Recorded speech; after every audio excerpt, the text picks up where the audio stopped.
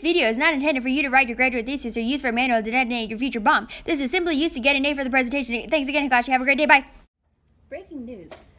North Korea finally launched their missile about 3.53 seconds ago, and already the US had lost $10 in infrastructure. Correct. According to slightly unreliable sources, the missile will devastate a total of 3 square centimeters. But Kat, will you please tell us what is a nuclear bomb? Glad you asked. Check out this sweet video we just made. What is a nuclear bomb, you ask? Well, it's an explosive device that derives its destructive force from nuclear reactions, either fission or a combination of both fission and fusion.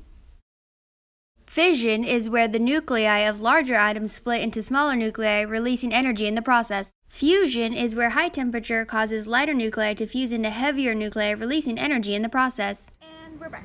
Here we have today is Nobel Prize winner of Mars 2017, Professor Dr. Mr. Professor Father Higashi, an unrelated expert in the field.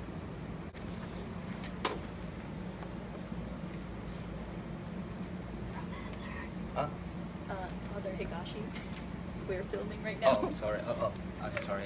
My name is Mr. Professor Father Higashi. Now we are going to talk about the 4 main factors of damage caused by a nuclear explosive. First, we are going to talk about... Wait, I don't need this. I'm a professional doctor. Follow me to this diagram. First, we have explosive blast. This causes the most damage. Large buildings, people, and objects are destroyed by air pressure and wind caused by the explosion. Next, we have direct nuclear radiation. At the time of the blast, energy particles disperse violently from the center. Its intensity is dependent on the type of weapon used. Typically, the larger weapons focus on the blast radius and not radiation radius. It is known that the duration of radiation causes damage many years beyond the explosion. The third factor is thermal radiation. Whoa, is it hot in here? Or is that just my Bunsen burner? The intense heat and light results in first, second, and third degree burns to anyone exposed at distances of 5 miles away.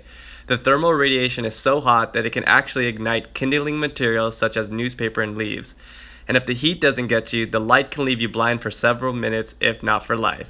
But why would anyone stare at it? Lastly, we have fallout, which are particles made up of weapon debris, fission products, and radiated soil. As the heat diminishes, radioactive materials that vaporize condense on the particles and fall back to Earth. Interesting to note that there aren't many casualties associated with fallout due to no one being alive where the particles land.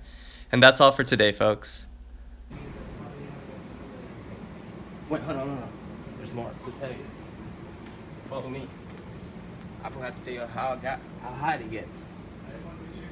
The explosion has 150 million Fahrenheit degrees, which is equal to 833.3315.556 degrees Celsius. But this is chemistry, we don't do math, so. Alright, now let's go live to some people or some family that weren't near enough to be directly affected. I knew it. That thing out there was a bomb. Don't look at me. I was taking my mouth for bunion cream. I was just trying to keep it fresh. Can you believe this environmental impact? This bomb can contaminate the air, soil, and water. Poor food, let alone the loss of our ozone layer. So that mean I can't tan? Well, that family seems to know their facts, but let's hear more about how this affects you.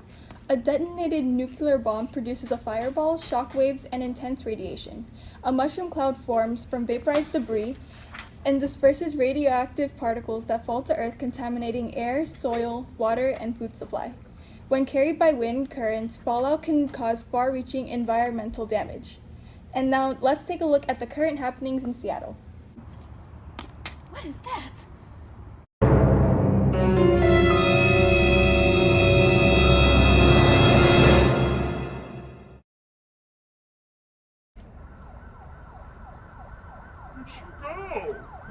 And that's all for today.